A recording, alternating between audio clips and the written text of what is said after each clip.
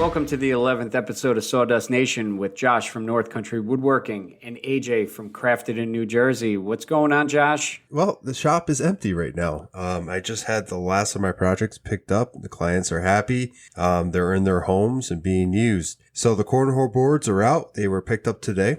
And the shelf for behind the couch has been picked up as well. Nice. Yeah, it's kind of weird going out there and I do, and not having a project, in the making. Now I have a couple small side ones that I'm working on, but those are for myself and they can, be 6 months in the making and not worry about it. But other than that, I got the farmhouse table that I need to start working on here very shortly. With that, I do have some other projects that are going to be started once the new baby's here and October hits. But those include the coffee table we talked about in previous episodes. I have a entryway that I'll be pricing out here and getting that build underway. I also will be building another Thor hammer. Nice. Yeah, they liked it so much. They actually, one of the guys in their shop won a hammer just like it. Huh. So I'll be building another 7-pound hammer with that. And that's just the icing on the cake. I'm actually going to be building these hammers about half the size, so I think 2 feet, so about a foot, as going away presents for military personnel. So as people leave their squadron or their platoon, because I think they're army, they'll be contacting me with the details, and I'll be producing those hammers for them. That's an awesome thing for us to be working hand to hand with. And I'll be making a lot of hammers coming up here. Yeah, right. Nice, man. So I can't complain. I will continue to be busy and have some future endeavors that I'll be enjoying here sometime at the end of the year. Nice. What else? Anything else you got going on? I mean, you got a ton going on. You know it. So yeah, I've been using the 3D printer quite often. I've been trying to post about it daily. Testing its limits, testing my limits and how I use it. Recently, I just did a entire line of updates for my laser engraver with a 3D printer. I haven't installed them yet, but they do include a Z-axis. So now I'll be able to actually move the laser head on a Z-axis manually, not with a separate motor. Wow. But that differs in now I can't move it at all. And to move the Z-axis and the height, that's me lifting it up or stacking stuff to make the piece get closer or further away from the laser. So small improvements. I also will be doing some feet. So the actual entire frame will be in one place and that can't be bumped and everything. I did some L brackets, much like a CNC bed. So I can put those in place and have a 0-0 and know where that is instantaneously. And I did 4 of those. So if I do a project, I can line it up, especially obviously if it's square, put it in that position and I can reference off that position without trying to trace it and doing all this other fun stuff I've done in the past. I got these little upgrades that are going to hopefully prove to be major upgrades as I progress in my laser engraving. And then doing this also allows me to work with my 3D printer, figure out how I can print better quality parts, and get to that stage where I can start offering that service as, a selling point, part of my business, quote unquote. Yeah, man, you know me, always something going on here at North Country Woodworking. But, it's been busy, baby appointments and shop projects and everything in between. I can't complain. Life is pretty steady right now. So what's going on in your shop, man? I know that you have a lot going on as well, especially with all those wedding projects that you've been doing. Yeah, we got 17 days until the wedding, and then Kim's gonna kick my butt if she hears this. But anyway, I got a ton of wedding projects to do. What? You gonna rat me out? No, it's just when she listens to this and turns around, She's probably laughing right now in the other room. Probably. But anyway, I got wedding projects going on. I got a few signs that I've been posting about, and we did those on the CNC. And actually, while I was doing it, they were just, a V-bit that was engraving some lettering. And I've used Aura Mask this will be the 3rd time. And the first couple times I used it wasn't on these projects, but I used it on something else. And I had a lot of bleed through. Come to find out I was applying it wrong. I would just kind of put it on there, smush it down with my hand, thinking I got enough air out. So this time what I did was I took a lot of precautions. I blew it off with air, wiped it down with a microfiber, and squeegeed all the air out. and they did not bleed whatsoever. I mean, I even spray painted and I had nothing, no sanding afterwards. It was a beautiful thing. Definitely, I think you've used Aura Mask before, right? I have not, and the more I see it used, I'm really curious on like how it would do with the laser. It's plastic, I get it. I don't know like how much it would melt, like, or if it would be a clean cut. That's kind of like a new territory because like it's a surface I haven't cut on before. But if it worked, man, think about the possibilities. I could do these really fine engravings and then, spray paint over them or, stain on them. And that stuff, especially in the CNC world, is amazing. And I need to get myself a little piece of it and just give it a try and see how it works. Probably catch flames and burn down my shop, but then I could build that dream shop. Jesus. Oh, my Lord. But I'm curious. I haven't looked any further because once I watched a few videos of the Aura Mask, they mentioned one number. I think it's an 813. And I don't know what that stands for, so don't quote me on any of this. But that was the one I stuck with. And like I said, I took a lot of precautions with it because I wanted to make sure these were kind of come out good. I mean, I could have sanded down the bleed through, but I didn't want to do any more work. And I wanted to see if I can get the result that a lot of people online are getting because I see them, doing the clean cuts on the CNC. Next thing you know, they're painting them or doing something with them. And the Aura Mask is holding up well. And I have to say, it came out amazing. So I'll definitely be using that. I have one more sign that I have to do, but I'm kind of hesitant right this very second because I have to do another test run on my CNC because I found out that my router was not 100% square to the X-rail. So what was actually happening was I didn't notice it on any of the signs I was making because it's a pinpoint, bit. So now I actually had to flatten something out that I did some epoxy pouring on. And it was a test piece. And I'm noticing that I'm getting a lot of lines. And I only did it on a piece of, I think it was 3/4 ply. So you actually see it going through the veneer. And I'm going, okay, I can see, plywood down here, but still veneer is exposed. So I'm going, it's digging on one side. Well, what happened was it wasn't 100% 90, and you really see it once you get a larger bit. So I think I was using about an inch flattening bit, and you really saw it. Using an 1/8 inch downcut bit, you're not going to see that little bit of movement. Yeah. So I'm not sure if it was just from assembly or did it maybe tweak over the time of me using it. Because I've assembled that, I put it to work, and I haven't touched anything. I'm going to actually knock on wood because it hasn't moved. Nothing has. So I got to do another test run with it, make sure that it's good. And then I don't know if you recall the walnut piece that I did some copper epoxy or copper. Yeah, that's sitting downstairs waiting to be flattened. I could do it other ways, but my thing is I want to get used to using the CNC to maybe start to flatten out small slabs, flatten out more epoxy pours. At least then I'll have that under my belt and I'll know it's working right.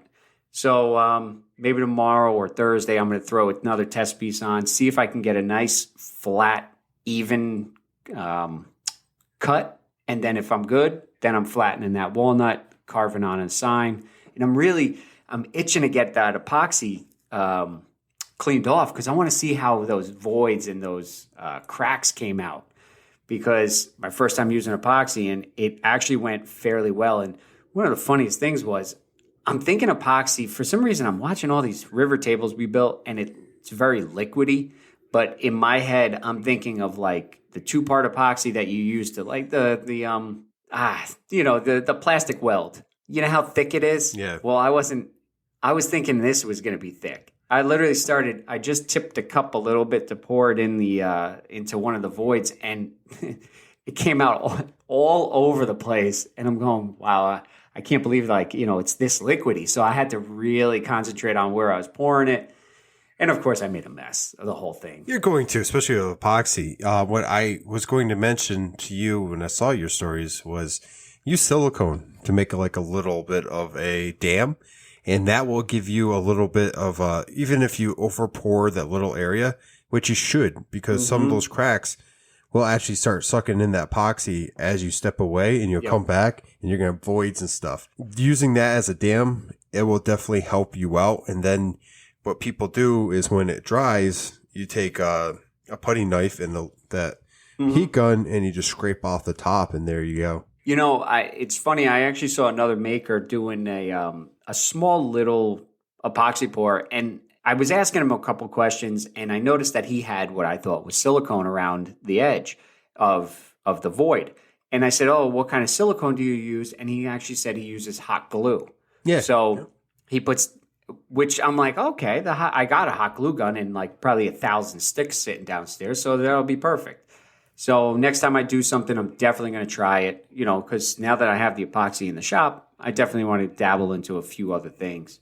But besides the wedding projects, the cornhole boards are coming out better than I thought. But I had a small issue with Tiffany. She wasn't wanting to cut straight for some reason, and I was blaming it on the saw, not the wood, because pine from Home Depot is straight. 100%. I don't care what anybody says. That warped piece is dead straight.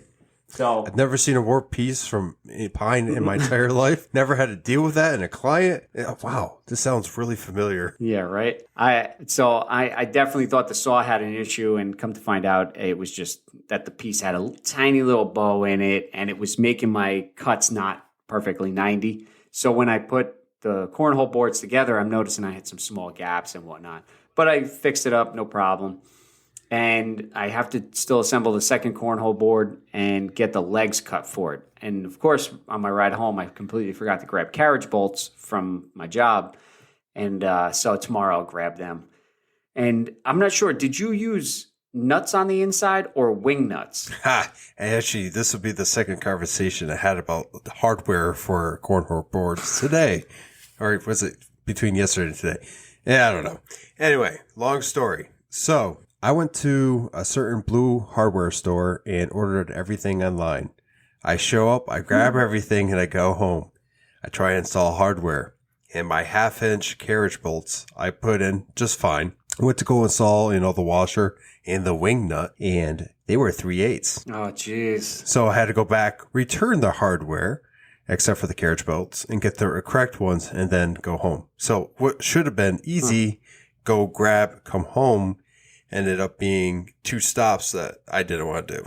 To answer your question, I do use wing nuts, and my client, the first set I made, requested them, and that's why I started using them. He goes to tournaments, and he told me that he liked the wing nuts so he can loosen and tighten, because if you use a bolt and you tighten it too much, it's a pain and it wears at the wood and all this nonsense. And with the wing nut, he can loosen it, he can put it into place, tighten it down, and it's stiff. It's not going anywhere. And then when he puts it away, same process. And it's something that he can continually do. He can change out the leg without any kind of wrench or anything. Because the way I do is I take a Foster bit, I do a 1/2-inch hole, and then the carriage bolt end, the square end, I pound it in so it stays in place. Mm-hmm. So that idea and his reasoning, I liked it. So this last set I did the same thing. And when they came and I explained it to them why I did it, they seemed to love the idea too. So, I mean, yeah, because, the legs, something can happen to them. I don't know what. Use your imagination. But if they ever... Hey, haven't you ever played a cornhole game where it was getting intense? It was getting right down to the line. And next thing you know, you just go over there and just... What happens if somebody comes over and kicks the leg out from under it and breaks it? I think if they're going to kick it, I think the plywood's going to give before the 2x4 leg. No, they got to go for the legs because, that's the weakest spot. You're not going to go for the plywood. You're going to go over there. You're going to... Never mind. I'm ranting. Sir, let me make this very clear. The way I build my cornhole boards, you would break your toe before you would break my leg. Do you build them out of 2x4s or 1x1s? 4x4s. 4x4, sure. No, 2x4s. And the only reason I did that was because when I went to the Cornhole Board Association of America, it's a thing. Instructions said 1/2-inch plywood and 2x4s. So I went with that. I'm picturing you in front of like a whole group of guys holding the bean bags in their hand, sitting in these big like courtroom jurors chairs, like the judge chairs, and they all have javelins or they have big Thor hammers that you probably made for them. And they're just sitting there and just shaking their head when you said, I'm going to use 1x3s, and then you were going to do 2x4s. I don't know where I'm going with this. I have a very vivid imagination on this. I see that. I think it's hysterical. Yeah, man, yeah. I'm thinking 1x3s just like you are. I'm thinking 3/4 inch plywood, and I'm like, that's going to be sweet. You know what I'm saying? Pretty simple. I don't have to mess with, a 2x4 or any of this. And I saw that, and that's what they wanted. I joint all the 2x4s, make them flat. Oof. And yeah, it's a process, but you know what? It gets faster and faster each time. And actually, I have all the pocket holes, the wood already jointed up for another set. I just have to put it together. Yeah, mine are 3/4 top and then 1x3s. Actually, I did I ripped down my own pieces to 1 or 3 1/4, so that because I looked online and everything has to be 4-inch high. So I'm making it sort of to specification, but not 100% because I'm using different wood and whatnot. But I fell in love with this piece of red oak veneered plywood, and I mean the grain on it's absolutely crazy. So I can't wait to clear it, and that's all I'm going to do to it. I'm not going to paint it, not going to stain it. I'm just going to leave it natural and clear it with some spar. So when it's outside, you won't have to worry about any water or anything like that. So, but anyway, I'm going down the whole rabbit hole. We went down the rabbit hole last week. I want to go just a little further because I want to talk about spraying spar. Okay. Minwax spar. You sure it's not Min Varathane Helsman spar? No. I will say I am not going to use oil again. Yeah, when I saw your story about that you were waiting for like the gods to come down from heaven to say it's dry, I was kind of questioning on why you went oil. Okay, the finish, it turned out great. It really did. But it's touchy. Like, you can't do anything with that board. And even when you think it's dry, if you touch it, it will move on you. It's just, it's very touchy. And I had to sand and reapply and sand and reapply. It took forever to dry. It would sit in the sun, let it just, beat down on it all day. Take it in, next day, do another coat. Man, I'm telling you what. And then when I had to clean the gun, because I had to use the gun today and apply another finish, it took me like an hour and a half to clean it. And it wasn't the gun's fault. Wow. It was just because there was so much caked on everywhere. And I'm using, mineral oil to get all the stuff off. And it was a mess. I'm not going to lie. I'm spoiled. I like using the water-based products. You wash it in water. And then you keep going. And it's one of those things where it's worth doing. If I ever have to use oil, if I begin using oil for whatever reason again, I will buy another gun like I said I would and keep that separate. That way, I'll clean it. I don't have to worry about any of it contaminating the water-based, because that was a big thing for me. I don't want any of it to get into the water-based stuff. Mm-hmm. I cleaned it. And then I ran water through it for I'm exaggerating, but 30 minutes to make sure that, nothing would get into the water-based products. Jeez. But yeah, the finish turned out great. How long from start to finish did it take you to complete that piece? With, from not the piece by making it, but just clearing it from the second you started spraying it till the end when you said it's done? It's hard to remember exactly, but probably 3 to 4 days. Wow. Because I did 2 to 3 coats on top, and then I went and I did 2 coats on the bottom. The only reason there was probably an extra layer on top was because I did the second layer, and then I turned it over after I thought it was dry, and I put it on 2x4s, so that way I can lift it off the ground, and I can spray the bottom. And when I flipped it back over, some of the finish was messed up. Yep. That water-based one takes, I think, an hour to dry. Unless you put it on heavy, then, of course, it's going to take a little longer. But I know you can probably get a couple coats, in no time with the water. Yeah, and that's the kicker. Maybe those corner boards will never need to be refinished in their lifetime. Hopefully. Who knows? Yeah. But It's not worth it, man. Like, the client kept asking, hey, are those done? Are those done? And I'm like, I thought they would be done by now, but it's still drying. Wow. That's crazy though. I kept on looking at the oil-based one on the shelves every time I walked past, and I was wondering why it's always there. And I constantly ask, why don't they stock the water-based one? It doesn't make any sense. I mean, if you look online, the blue store and the orange store, they both don't even carry it. It's never in stock, and it doesn't even say it's like out of stock. It says it's not available at this store. Any store that I've checked. I wish I knew too, man. And maybe I was doing something wrong. Maybe I laid it on too thick. I don't know. All I know is it took forever. It took longer than I would have liked it to have, and the client. Mm-hmm. So lessons learned. They loved it. When the gentleman picked it up, he's like, wow, you did this? This looks amazing. Like far past what I expected. And I'm like, well, that's good. Yeah, right. I mean, at least it, it turned out good. But real quick, which HomeRite sprayer you have? You know, by any chance? I have the Terminator 3000. I was actually just about to type that in. And then I'm like, no. He's kidding. Just kidding. I think because at the price point, you said it was about $80. Yeah, because I got the deluxe version, whatever. It came with some extra nozzles and stuff like that. The one thing that is nice about the Wagner sprayer I have is the tips. Like I could change out the handle to a different container, but the tip stays with that container. So I don't have to clean it until it screws up on me and clogs. So literally my container with the clear stays with its own nozzle.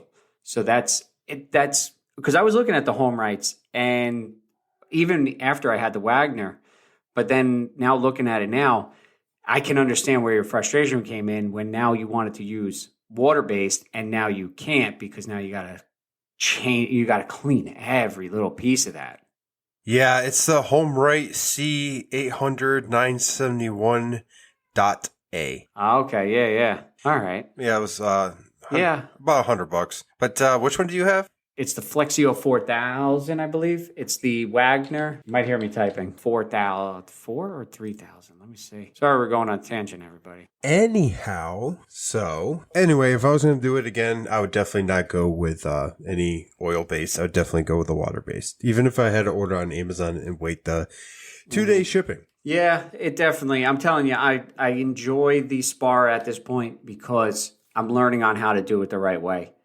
Like I said, it's right to me because it comes out good. The very first time I kind of ran into a similar issue where I pooled it too much because I went too slow with the spray, and I noticed on the edges it would drip and then it would collect, and then I'd have you'd see it. So last time I sprayed it actually was on some flags, and it came out actually really, really good. I can't wait to spray these because I do know that the clear does change the coloring a little bit and bring out the depth of it. So I'm really curious on how this is going to turn out. So tomorrow, maybe I'll get the legs and the next cornhole board complete if I can remember the carriage bolts. And since these are going to be for us, I think I'm just going to use a carriage bolt, probably a washer, and then double nut it so that the nuts won't back off. I'll tighten them enough that they're snug and then, leave them. And then if I make another set, then I'll do wing nuts. Besides that long rant, I got a new bandsaw. Yes, I don't know if you know did. That. I remember the night you texted me, and I'm like, what are you doing? Just go get it. You shouldn't be asking around. Go get it. I hope you weren't texting me at night asking me, what am I doing right now? Well, Anyway, to clarify, Josh actually texted me because I found a really good deal on a Rikon 326. 324. 324. Sorry. I'm sorry I don't have the deluxe model, sir. It's okay. But, you have the Merca and I have the deluxe. Yeah. I think we evened out on that.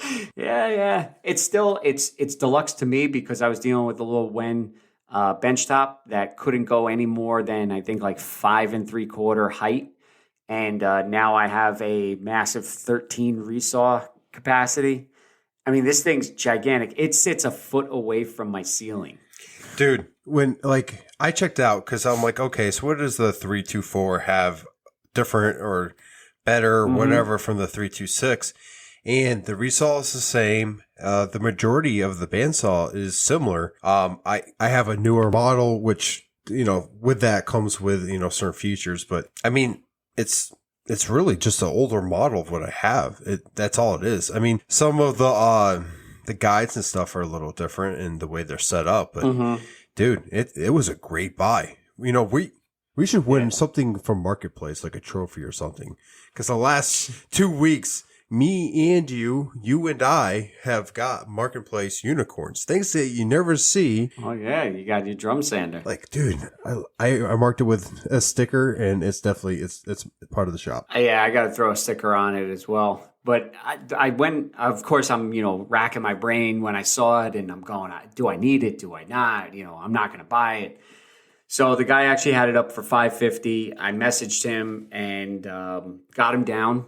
And when I watched some videos online, there was a Raycon video showing the comparisons between the 324 and the 326. And yours has toolless adjustments. So you don't need an Allen key to adjust the bearings. This one, you need the Allen key, but you still have the thumb screws to bring the bearings in. So that to me is a plus, because you have to do everything by hand. You can't, you have to move it by your hand. You can't just turn a thumb screw and get these micro adjustments. My adjustment was I'd push it in too far. I'd pull it back out, it'd be too far. It was a real pain.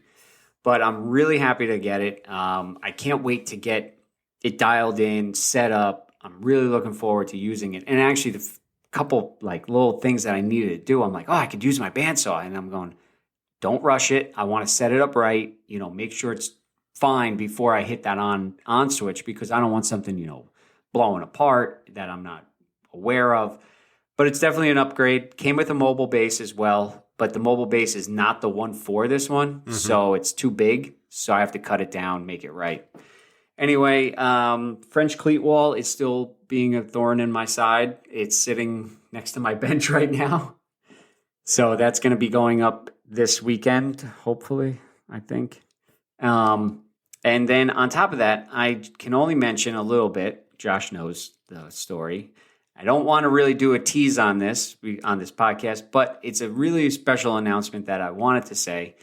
And I got a special project in the works that probably by next episode, I'll be able to really touch on. And it's a big project. Definitely up there. So that's all I could say. I don't want to do too much of a tease, but I will talk about it as soon as I know the good news on it. And that's kind of my rant on what's in my shop. It's all good, man. You have a lot going on right now between the wedding, new tools, and, that special secret project that you're working on. Oh, yeah. Special secret project. Ooper, super, duper secret. Do you know about this secret project? Yeah, you told me. I know. I'm just joking. Oh, you're going to hurt my feelings there. I'm like, you told me. Is there another one? I wish there was another super secret project. So anyway, hey, we got a question, and it's from a faithful listener of the Sawdust Nation, and that is from Trails Custom Woodworks on the big old IG. Okay, so Trails Custom Woodworks wrote in and said, what are you guys' thoughts on jointers? I have a 6-inch reflex jointer currently. I can't do this with you laughing at me. What the hell, man? Anyway, I have a 6-inch Crafx joiner currently, and I'm not happy with it. I've been looking at the 8-inch helical head Laguna joiner recently. That seems to be going around. What are your thoughts? Are there other brands I could look for? He mentioned 6-inch joiner that he has now. I actually had to look up Craftex because I thought maybe it was his phone going, autocorrect. So anyway, when I read this question, I have a 6-inch Craftsman joiner that I picked up, and, it's got straight blades on it, and I would love to put a helical head. And, I would love to get a new one. I would love to get a larger joiner, but, the one that I have fits in my shop perfect. It's perfect for what I need it for. And on top of that, a helical head is available for it. So eventually down the road, I might go helical head. I've watched some videos of it. The smoothness of the cut is much better. You don't have to I deal with I don't know if you do on your joiner, but I was doing some, it was a maple, Purple Heart, and walnut glue up. And when I went through, at the very tail end, it kind of, not sniped it, but it kind of chipped at the very tail. So I'm guessing with a helical, you probably won't get that. So there's a few reasons that I would go helical. Definitely, that's everybody's going that way. Much quieter too, which I heard, and it's kind of a nice thing because that joiner's loud with those straight blades. Oh yeah, definitely. I mean, I have the Grizzly 6-inch, and actually got that off Marketplace too. Straight blades. Helical head would definitely be a nice upgrade, and it is available, which maybe someday. Mm-hmm. But going back to what you experienced, might be not necessarily the blades, but how your in-feed and out-feed table is set up. Mm-hmm. I was almost thinking it was now when you say set up, are you saying the depth of the cut, or that they're not level, but they're not? Okay, I'll let you indulge into what setup is. So it could be that the tables are not level to each other. The depth of the cut is too much, or not adjusted correctly. It could be a multitude of different things.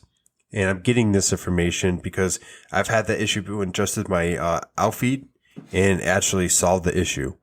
Also, done the YouTube thing. And, when I first got mine, researched a couple of common issues, and they had a couple of videos of, I forget who it was, but they got a brand new Grizzly and they set theirs up. And what they did is they ran over with a scrap piece a couple of times, and they kept getting that blowout at the back end. Mm-hmm. And they adjusted their tables and made sure they were level and straight, and that fixed the issue. Okay, I'll have to check that next time I'm in the shop. If I was to change joiners today, and I had a budget of some sort, so I can't say unlimited because we would just go, ham on it and get the largest one you could. But if I was to go, I think you are calling me out, sir. Well, you would have one that's like an accordion style. So if you needed a 6-inch, you'd go 6-inch, and then you'd go like 47.5 3/4 inches. That's a number. It would come out of the wall. Like when I didn't need it, it would slide into the wall, and that space would be available. When I needed it, it would come out of the wall and turn. Ladies and gentlemen, just so you know, you're all experiencing Dream Shop Josh with his accordion style building, with his accordion style tools. They can they can adapt and overcome any piece of wood. Well, no, I mean, like, it'd be on a rail system. So, I mean, like, it come out and turn, and then turn and go back. When you needed it, it would automatically come out. It's possible. It's an idea. Anyway, so an 8-inch helical head. So if you were to go, my choice would be, I see a lot of guys using Powermatics, a lot of guys using Lagunas. The Grizzly's a big one out there as well. But I think the two top dogs out there would be a Laguna or a Powermatic. I like how the Powermatics, I mean, I know looks isn't about the functionality of it, but I really like the look of the Powermatic because it looks like a sturdy piece of machinery. Like it can go through anything and it's going to come out, on top each time. The Laguna, same thing, but I don't know. I would lean more towards my Powermatic. I don't know price range, so I don't know the difference, between the Laguna and the Powermatic. But hey, you kind of, if you could find one on sale, maybe, and I know Laguna does have an outlet store as well. Mm-hmm. That I believe like some things might be dinged or something like that, where it still functions properly, but like maybe the stand has a little bit of a ding in it or something like that, where they can't sell it, as a brand new one because it's something happened in shipping. You might even be able to get a discount on that. Maybe they even have secondhand ones, somewhere. I don't know where I'd find an 8-inch joiner. Facebook Marketplace only has like joiners from like from like World War I. Oh, they either have that or they have the 48-inch commercial. It's no in between there at all. It's like a joiner, planer, table saw. It does it all in one shot. Nice, right? I don't even know what to say to that. I don't know either. I'm dreaming. So my thoughts on that is I'm going to have to agree with you, AJ, is I would go Laguna or Powermatic. My problem is I like the Powermatic because it's a hefty machine. I've seen them. I don't own one, but I like how they have a long history of them working really, really well and being a quality machine. Laguna is also a really good brand. You can't go wrong with either one of these at all. The price is going to be really the deciding factor, especially if I was going to go buy this. But the Laguna, it looks good, but I mean, the functionality, I'm more about functionality. You know, the Powermatic doesn't need to look, you know, sleek and everything in my shop. It just needs to work and work really well. Laguna, you know, they do look sleek. I like their, you know, their colors. I like how it looks. If I had one, I would definitely be talking it up, no doubt. I would definitely go helical head, and if you can, go with the 8-inch and not the 6. Because if you're going to do an upgrade like that, upgrade. You know, there is somebody, I think he's not too far from you, who has a Powermatic joiner, but I think it might be a 6-inch. Yeah, I think NPG Creations might have one. I remember seeing it in his shop when I went to go visit him that one time. And I even mentioned it. In fact, he loves it. Like, isn't it on wheels? Couldn't you have just rolled it out and he would have never known? I think he would have noticed the way his shop is set up just a little bit, and he knows where I live, so it's kind of hard. Look, man, just close the garage door when you see him coming, and he won't notice. Just tell him like you found it on Facebook. I found it on the side of the road. I don't know.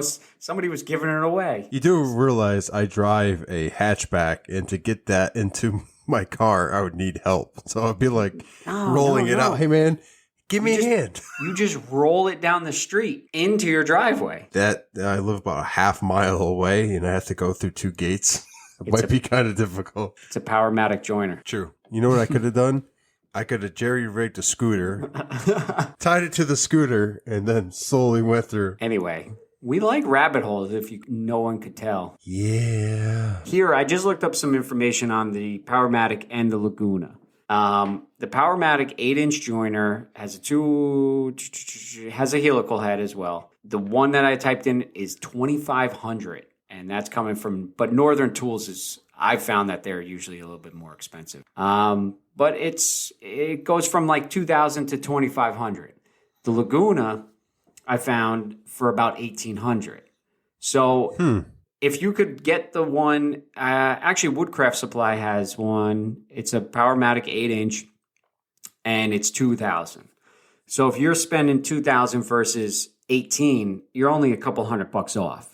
So, you know, at that point, it kind of goes, do you want to stick with the Laguna, or would you want to go with another brand?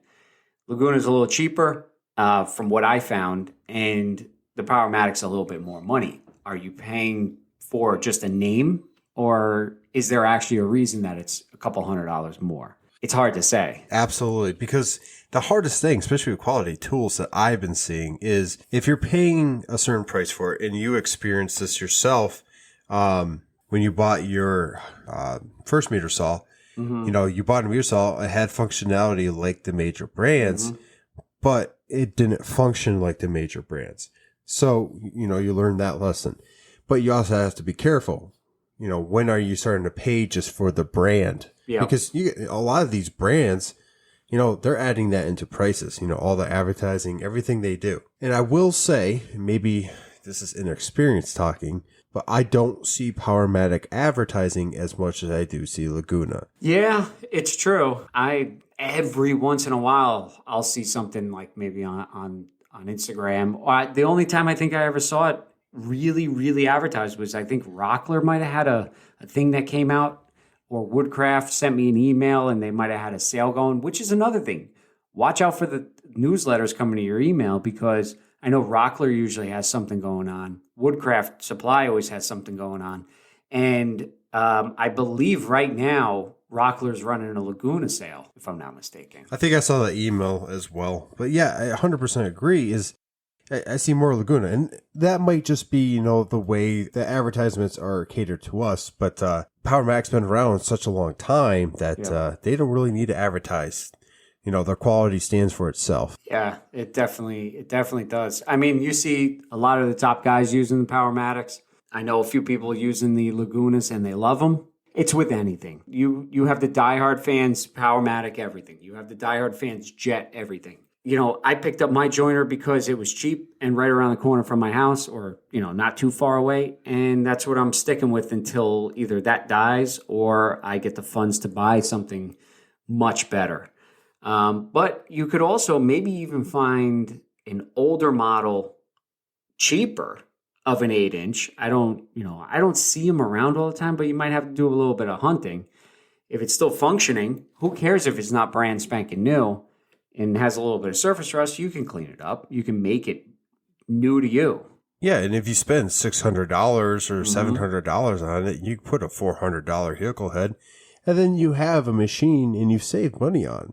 Yeah. I mean, we hunt marketplace. We hunt marketplace quite a bit, looking for tools that we like or would like to add to the shop. That's how he's found his bandsaw. That's how I found my joiner, my drill press.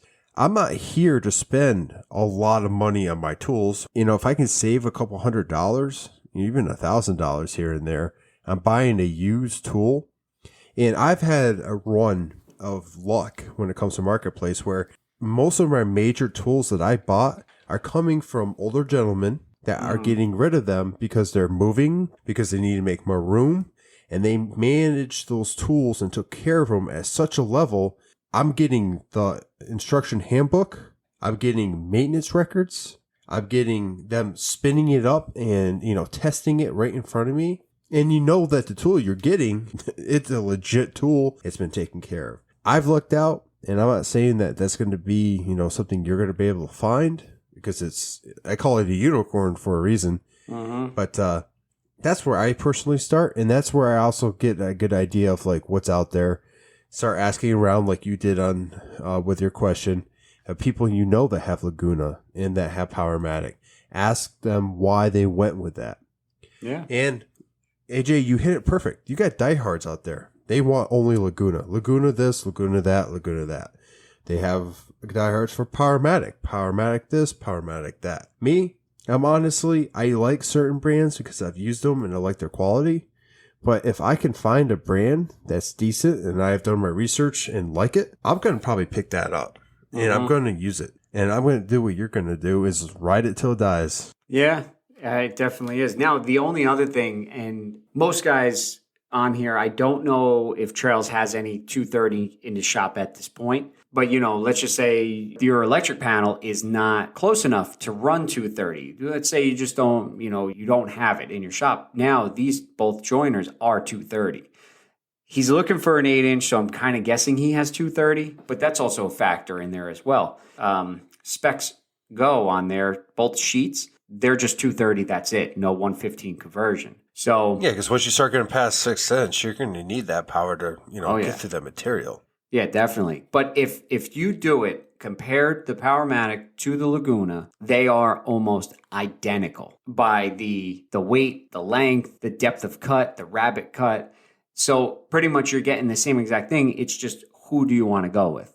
And it's personal preference at that point. Or you go price point. If you don't care about a name, then you kind of go with whatever the cheapest one that you can find out of a couple different, name brands. Sales too. We're coming at the end of the year. You're going to have a lot of sales coming up. And if you can wait until the beginning of next year, there's going to be even more sales. Keep saying it, but I just went on Woodcraft's site.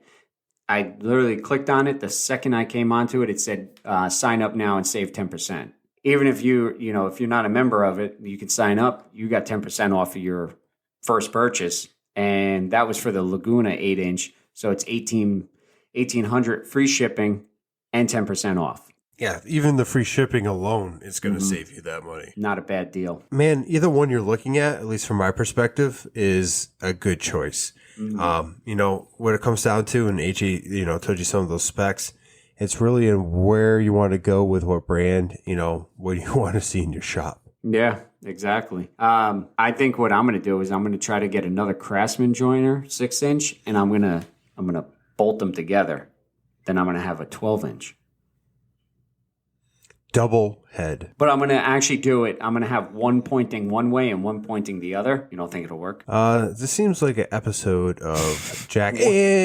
What not to do? Anyway. Yeah, pretty much. I was joking, everybody. I'm sorry for... Or are we? I don't know. I'm too tired at this point. So I hope we answered the question enough, but now I want a new joiner. You need a new one. I've actually sent one to you off Marketplace that was near you, and you ignored my message. I don't believe I did, because I definitely don't have any messages. So you straight up ignored it. Jesus. I didn't even get a response. Anyway. Okay, so we were doing some experimenting. And no, not the experimenting that you're thinking of. Stop Laughing family show. Anyway, we're talking about glue and stain the other day and how, these small mistakes, how to cover them up. But then when you get to stain, how does that interact with each other? Because if you've ever stained anything after you glued it, you're going to find some, little pieces here, and you're going to have to go back and you're going to have to sand and get rid of it. So we did, a couple test pieces like we said we were going to do like 5 episodes ago. We finally got to it. And AJ and I have some results. We didn't test across the board with different types of wood. Because, if you stained walnut, I don't want to talk to you guys anyway. We took some pine, we took a chisel, we hit it a couple of times, and then we went back and we did some testing. So personally, what I did is I tried the whole glue and sawdust, mixing it together separately and then applying it. And then I went and I tried putting glue into the cut or the divot and then sanding over it. And wood filler. I forget the brand. I would have to go take a look to tell you, but I tried wood filler as well. And then I let that dry and I sanded it down like I normally would. And I treated this like I was finishing a piece because that's what we're going for. We want to see how that has been finished. And then I took some dark stain, which I planned on doing dark and light to try to see what the difference was. And I went over it with just a dark stain. And what I found was when I did the mix with the sawdust and the glue separately and applied it, not only was it harder to remove because I slapped it on there so when it dried it didn't shrink too much. It didn't stain well at all. Like the glue, maybe I mixed too much glue in it and not enough sawdust, but it didn't look like I would want to give a customer. And then I'm going to skip to the last one, the wood filler. I haven't found a wood filler that works really good with stain at all. Maybe it's just the brands I keep running into, but that didn't work. I will say the sanding with glue already in the joint worked the best. What did you find, man? Are you finding the same results? I mean, we didn't do it in the same shop, so maybe you did something differently, found something.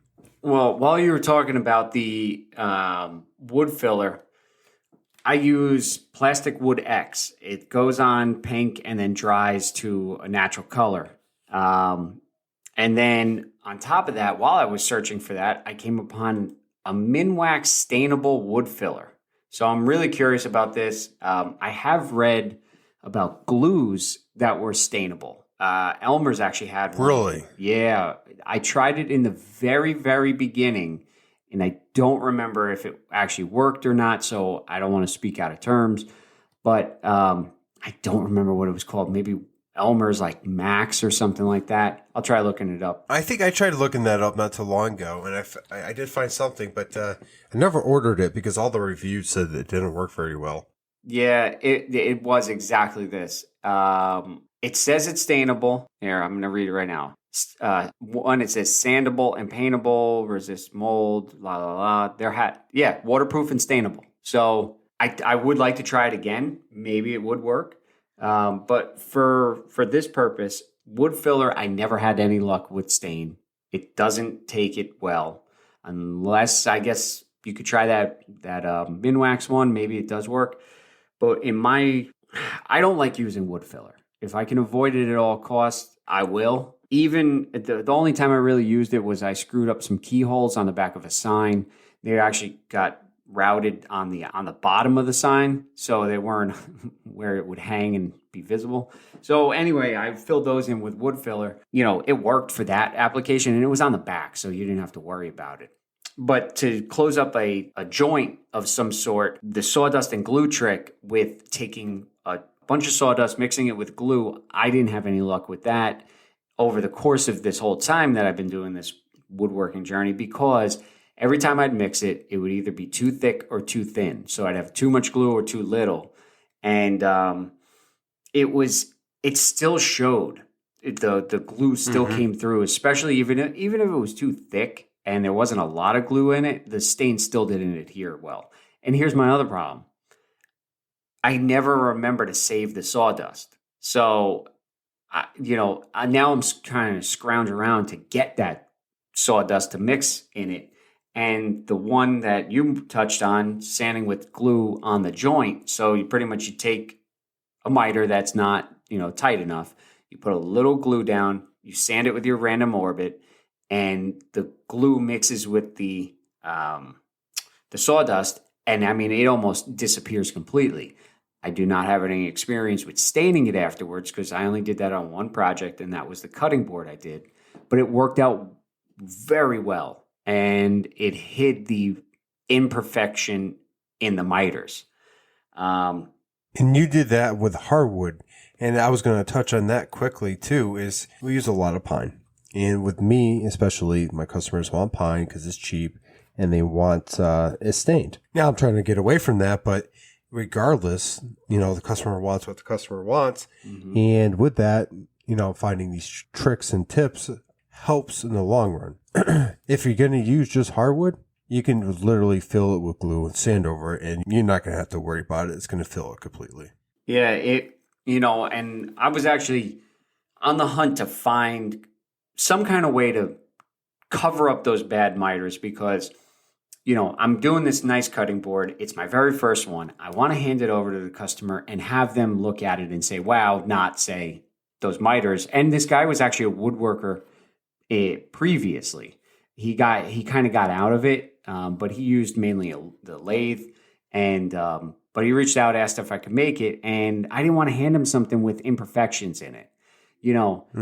They weren't that loose of a miter, but they were loose enough that I could see it, and I know he would have picked up on it. So I was scrolling through Instagram, and I came upon a video that Dan had posted from Daniel Dunlap Woodworks. He showed that exact trick, and it was almost like in the perfect timing because I was literally staring at the cutting board going, okay, now I got to sand a piece of walnut to get that sawdust to mix with that glue.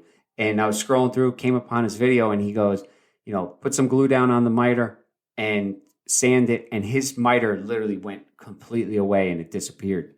You didn't see it. Put the phone down. I slapped some glue on it, sanded it. And let me tell you, that miter completely disappeared and filled it in perfectly. So I was happy about that. It's a really, really good trick. And that's the only one that's worked for me. Absolutely. I agree. It's the only one that has came close to being sustainable, the only one that really hides anything. And if you're using like any kind of hardwood when you're not going to stain it, you can use it and you get away with it, no problem. Yeah, that was on the walnut. It literally turned out perfect. But yeah, wood filler for me, the sawdust with the glue, my go-to is put the glue on and then sand it. Yeah, absolutely. That's something I grew into, though, because when I first started, it was wood filler, man. Mm-hmm. That's what I knew, you know what I'm saying? So I was buying wood filler, trying to use it. But after I learned, did some research and whatnot, the glue and, sawdust was basically my go-to. What I do is I use my D-walt, I take off the bag and use what's in there, because that's what I've been sanding. See, my other issue was I never used the bag on it. I think I might have used it for the very first day, and then I got a hose to attach to my shop vac. So now all of it's mixing, with each other. So I didn't want to use the bag because it threw sawdust all over the place, and I was trying to minimize it. So every time I thought about keeping sawdust in little containers, I go, well, it's going into my shop vac, so I can't just, take it out of there. I'd have to empty out the whole shop vac to, get a little bit of sawdust. So that's why I never had it on hand anyway. Yeah, the only reason I don't use, I have that same adapter, and I try to use the shop vac, but the shop vac is actually louder than my actual sander. So, there's times where I need to be quieter, and that's why I go to the bag. I have the Rockler dust collection, too. That's a hard bag, essentially, and that does really well, too. and I use that. And like, it usually doesn't shoot that much sawdust around. I get to see exactly how full it is because it's kind of see-through, and it has a filter in the end that allows air to escape and filters that air. Well, that's all I got for that question. We did a little test trial, and that's the results we got. But I think we're going to wrap up this episode. And with that, you can always DM AJ at Crafted in NJ or myself at North Country Woodworking. And we also have the Sawdust Nation podcast page you could DM us at. We love voicemails, and we love to hear from you. We also have a email set up so you can send us a voice recording there. And you could send that to sawdustnationpodcast@gmail.com. I wasn't ready for that. You lobbed it to me. You got it. It's fine. Anyway, everything's fine here. Anyway, also, hey, my offer still stands to everybody who I only got a couple messages about the stickers that I can send out. So I do have more stickers for myself. So I could send them out. Just send me your information, and I will get a couple sent your way. Josh said he'll send you what? Wait a minute. You're just sending stickers? I believe you promised anyone that wanted a sticker and a little piece of spalted maple. Well, I still have, I don't even know how many board feet of spalted maple. So I can shave off a little sliver of it.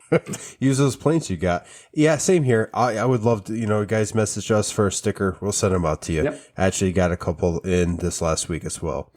But we do have a new Facebook page, so go ahead and check us out on there as well. If you're not an Instagram person, we do have Facebook. Basically see what we're posting and what we're doing on there. We're still working on stickers for the actual podcast. That's going to be in the works. AJ and I are sitting down finalizing some designs. But that's all I got for this week. That's all I got. Until next time, see ya. See ya.